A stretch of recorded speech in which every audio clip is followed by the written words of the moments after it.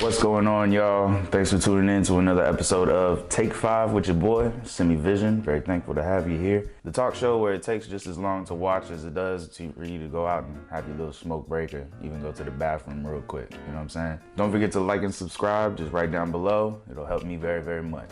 Thanks again. Today, I wanted to talk to you about a little show that I just got done watching. It took me a couple of days to finish it because, I've been kind of busy doing other projects, editing and shooting for people and, just really creating that vision for myself and for others.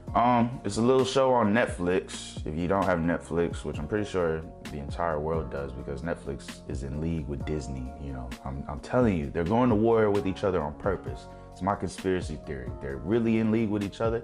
They're just making it look like they're not. It's a musical series on there called Soundtrack. If you haven't checked it out, I suggest that you do. It's worth it, honestly. It's a series that's set in today's world. They go through today's problems. The only difference is they're singing the songs that are like top 40 songs from the last 5 years. It's pretty cool. Not a lot of people know this, so keep it on the hush. Low key, my favorite genre of movie or TV show is in fact a musical. Let that seep in. It explains a lot about me, promise. They get you feeling good, They're heartfelt stories. They got catchy tunes that get stuck in your head all day. And a lot of the songs are hits.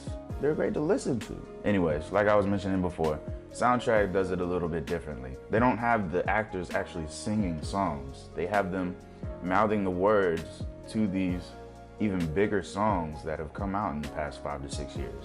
Did they make the right move by letting these actors mouth these words to these songs?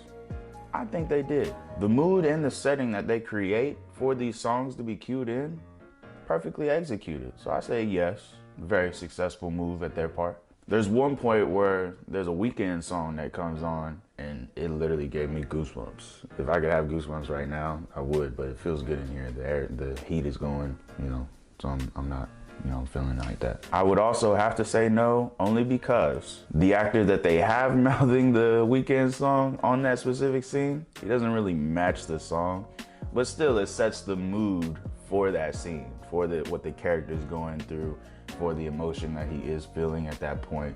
It's still a perfect song for him to go ahead and do for that scene. So good job to the writers on that one. Either way, it was a really good show. It really reminded me of the show This Is Us. If you've never seen that show, yeah, tearjerker. This Is Us probably made me cry on every episode of the first season. I'm gonna go ahead and give this story a solid 7 out of 10. The originality that they used in using popular songs for the actors to go off of with their moods in these scenes was really fun to watch, and it was honestly really inspirational to see that in a different light. But there was a bit of, lack of emotional connection that I felt between all the characters, between the actors, really.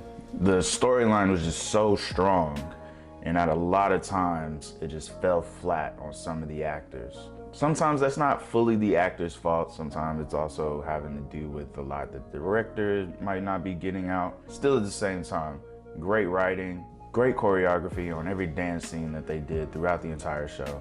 I found myself sometimes, especially there's the cousin. He's kind of a gangster, but he's recovering, or he's not recovering, but he's trying to, be out of the gang scene out there in his in the little town that they live in. Found myself kind of laughing at him sometimes, just because of the way he talks. It's weird. I don't know why they created his character like that. He's still a good dude though. Cool. There's one episode on there specifically that's like the best episode of the entire thing, and it's like the main female lead's parents, like that entire backstory. I just fell in love with that entire episode. That whole hour, I was just like, man, this is the greatest right now. All right, guys, I'm done talking your ear off for right now. Get back to work. I'll talk to y'all tomorrow, man. Later.